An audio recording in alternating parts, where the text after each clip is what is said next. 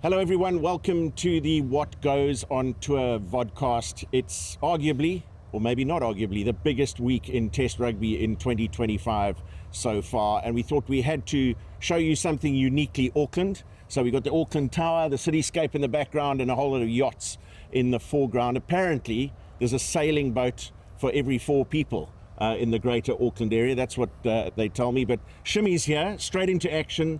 Off a trip halfway around the world. The jet lag may have him a little bit, but it's so great. Just a little bit, cheers.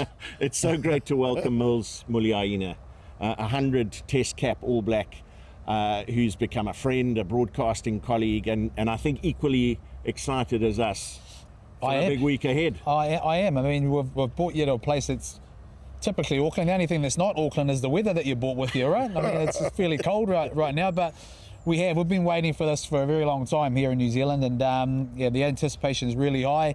We can't wait, and obviously the championship in itself has produced some pretty good results of everyone winning a game each. So we're geared up for this. I can't wait. Mils, why are you selling your boat at the back there? What? Can we get a special discount? The exchange rate is pretty heavy in South Africa. That's a beautiful boat there. That's a beautiful boat, yeah. Only cost me $1. what's that in rand? I'm not too sure. $1 billion rand. Oh, okay. No, it's not bad, eh? You don't mind it? Yeah, I mean, gee, 1.5 million. Gee. Hey, that's been greedy there.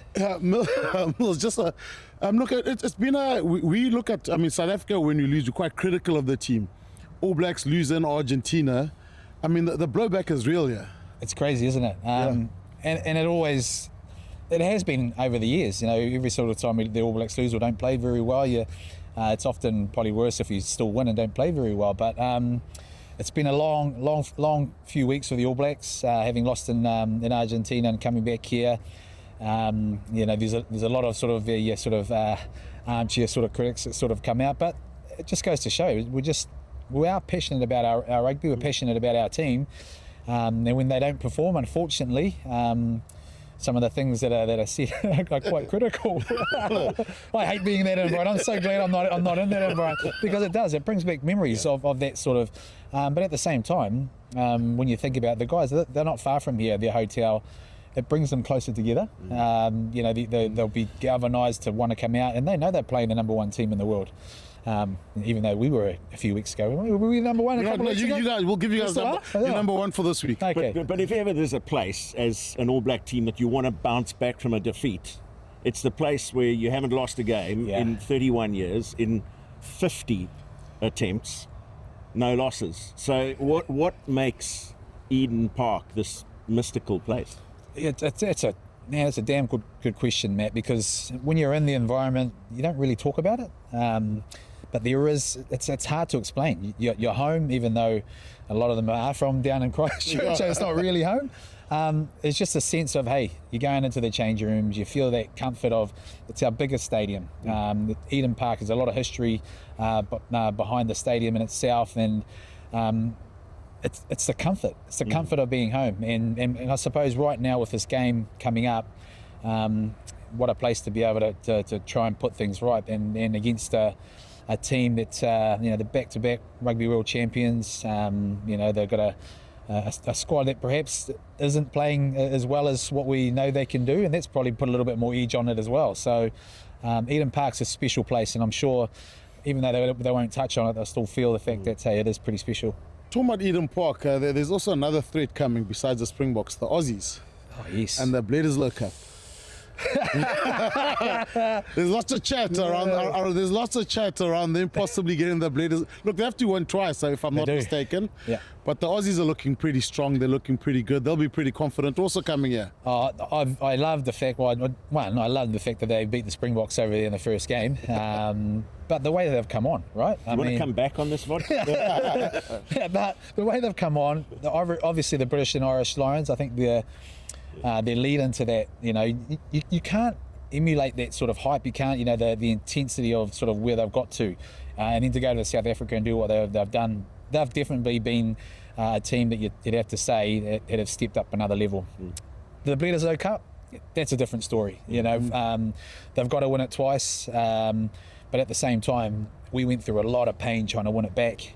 but we'll take care of the one that's here first. That's the first focus, because it has guys, and I mean, I'm sure you would have seen it around as you sort of walked around. We've been waiting to play the Springboks here for a very long time.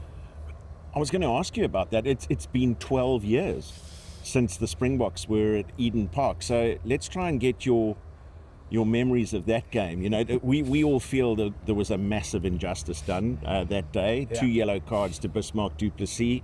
The first one for the finest tackle ever made on DC. Well, yeah, you guys should understand that anytime you play at Eden Park, they're protected species, Stan Carter and Richie McCaw, regardless of what jersey they're in. And so that's why we were given the yellow cards. But you're right. You don't like Crusaders, do you? Well, I probably could say that on this podcast, but they are the champs, so you've got to take your hat off to them. But yeah, you're right. I mean, they went close that night. That was definitely against them when he got injured. It was a fair tackle. But yeah, there's an opportunity again for the Springboks to try and make that right, which makes it even more special. Yeah, amazing, Shim, that there are 3 Springboks in this touring squad: Eben Etzebeth, Billy LaRue and Sia Kolisi, who were in that squad in 2013, and will have the odd bit of memory. Yeah, look, it was a long time ago for a lot of these guys, but just talking about the fullbacks, I mean, we've got Billy LaRue, Damien Willems, Apelele Fassi, and Sasha, who can cover. In your opinion, I mean, you've played over 100 caps. Who you look at? Who do you say is probably the best fit for a game like this? From an All Blacks perspective, or just from Springbok perspective? Oh, gee, man! I could ask you who do you like the All Blacks I'd rather to face? Maybe someone that I think you shouldn't have on there, but it's probably more the question. But I mean, the great thing is you've got so many backs that can play. At fullback, the attacking style that you've been able to implement. That's the thing about the Springboks. That's really caught the attention of everyone else. The fact that, hey, you've always had this physical game that you go there or they come here and you try to match them. If anything, try to outmuscle them. But then they have another game plan where they can, go wide. They've got the ability to be able to beat players one-on-one. The back three in themselves, I think that's probably where they're best suited. You've got multiple players that can play anywhere, but also multiple combinations that can easily sort of tear teams apart. To name a player, I think I'd be doing it injustice, really, because I'm just looking forward to seeing who gets out there. That's a big headache in itself as a coach, and Rusty seems to have that not just for the back three, but right across the board. I mean, you mean Etzebeth. I mean, to have him on the bench in Cape Town, I mean, that's a world-class player. I mean, and that's a luxury to be able to have guys like that. Malcolm Marx is still going. I can't believe he's still running around the way he's running around. And Peter Sefton coming back. I mean, I'm not sure if he is or not. He was injured, but that's the calibre South Africans, the Springboks have produced, and the experience that they've gained. Man, it makes you worry as an All Black fan, because certainly they're a very good team. Mils, to play 100 Test matches for any country is something really special. But how do the times that you met the Springboks stand out for you as part of your 100, and maybe 2010 Eden Park as a particular one? Yeah. I mean, if there was one team, and I'm not just saying just because you guys are here, or maybe I am, it's the South Africans that you want to play. I mean, there's a different part of this rivalry, isn't it? It's a respected rivalry that we've always sort of had, and the years that I played for the All Blacks, they were the team you wanted to beat because of the respect not only you had on the field but also off the field. You played, you often hear the players say it, you play hard and there's almost a bit of a hatred around it and you want to bash the crap out of each other, but the mutual respect off the field is even more so, right? And so I love playing against the Springboks. I love travelling to South Africa. One of my favourite places is to actually travel. But the players and the calibre of players that you are able to play against, I mean, the Percy Montgomerys of the world, and having swapped your jersey with him, or even him coming into the change room and sort of asking you to swap jerseys with him. I mean, that's something, even us Kiwis were like, man, it's Percy Montgomery. Man, he's a damn good-looking man back in the days, wasn't he? I mean, but it did, and 2010 was probably was a special year for me. Also, I was probably in the back end of my career. There's a young player named Israel Dag. He wasn't a very good rugby player. That was nipping at my heels, and that game there it just had everything. There's probably a little bit of similarities around this game here. South Africans were they were dominant the year before in 2009, both here in New Zealand and also in South Africa. The public were expecting, a sort of us to respond the following year, and we did. We beat them convincingly, but it just goes to show the respect that both countries have for each other. And even if you fast forward a few more years when they played at Albany, I mean, how did the South Africans, the Springboks, turn that around? They got a hiding in Albany, they go back to South Africa, and it's a totally different team. And that's the calibre of respect that both sides have for each other. Talking about the New Zealanders, a lot has changed. Tupu Vai at flank now.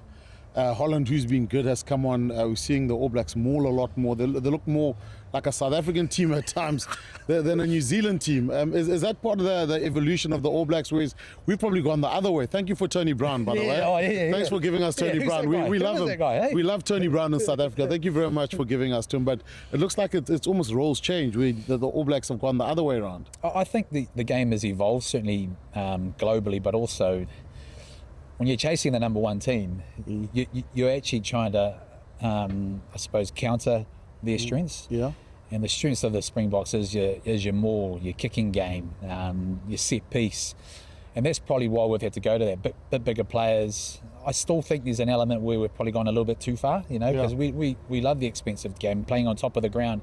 And that's perhaps an area we've probably over-focused on, possibly trying to be like the Springboks. You've got to take a little bit of your own DNA into that. And I think over the years we've lost a lot of good players, but at some stage I think what we're struggling with at the moment is that identity a little bit. Yeah. We've gone a little bit too far without coming back to what we're really actually good at and what suits our game.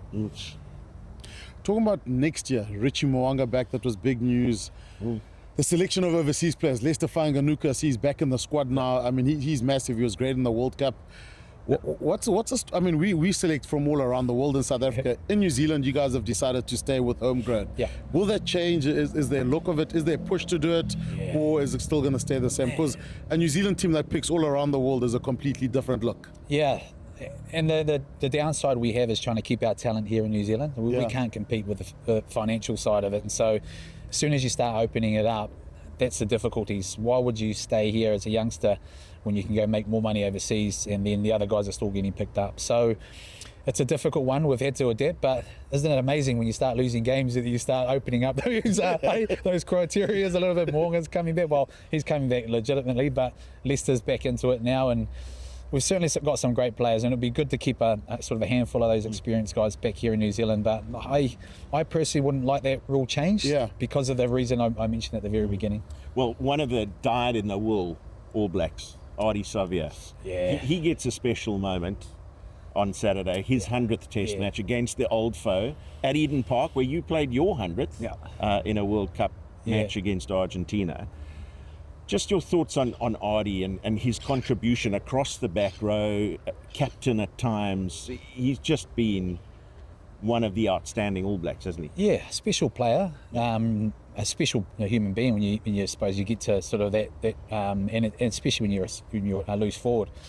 A real leader. He won't make it about himself this weekend, and that's the beauty about what sort of Ardie is. He'll go out there, he will understand where the team's at. And when I say where the team's at, the pressure that the public have on them at the moment, he'll go out there and play his absolute best. And hope, I'm gearing up for him to have an absolute blinder. But to get to 100 games, especially in the black jersey, is a special feat in itself, particularly when you've played the game for so long as Ardie has. And he's going to get a lot more. So it will be a special night. He won't make it about himself, but he's inspired not just Kiwis, but Pacific Islanders, to sort of want to be like an Ardie Savea, and it's great to see Kiwi kids from the islands wanting to be like him, and that's the special part of what he's sort of done. And so it's great to see him achieve the 100 games. And another player South Africans won't know a lot about, but he looks like a South African, Fabian Holland. Looks like he's from Bloemfontein. But I mean, he's done pretty well. I know I'd heard about him, but he slotted into that All Black. I mean, obviously with Retallick and Whitelock on, but he looks like the real deal. Yeah, big bodied, isn't he? He's got a big engine on him, and he's had a lot of games, considering it's his first season.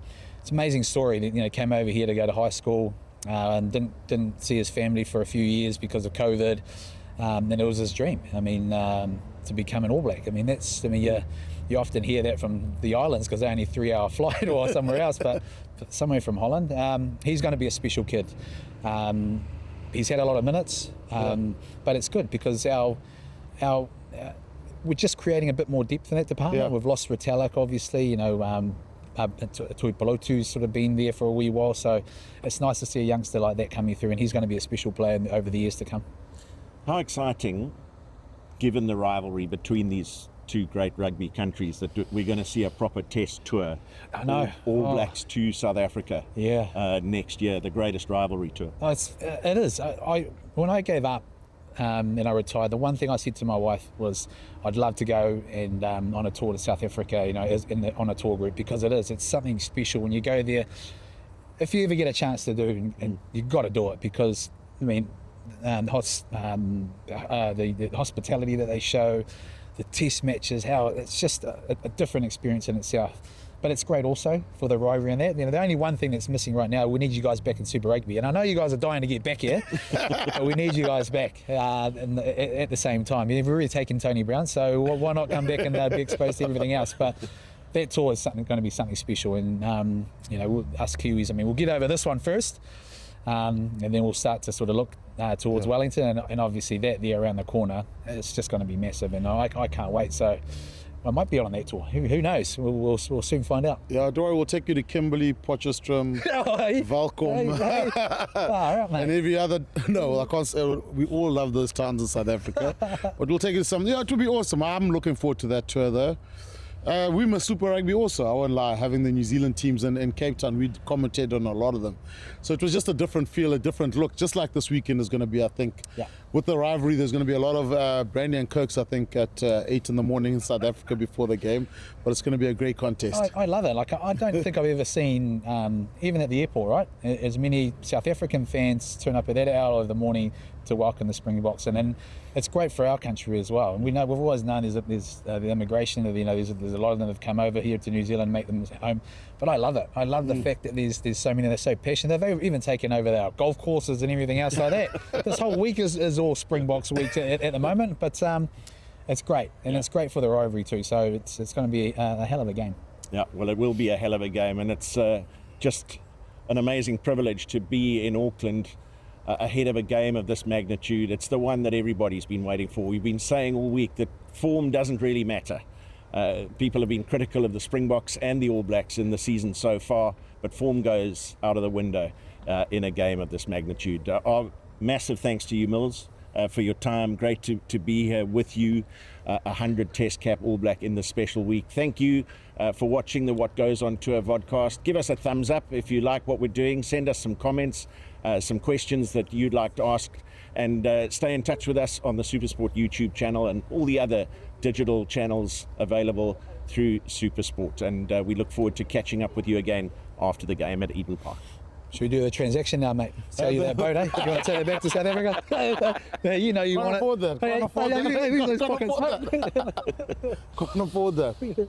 Bloody nice, sir.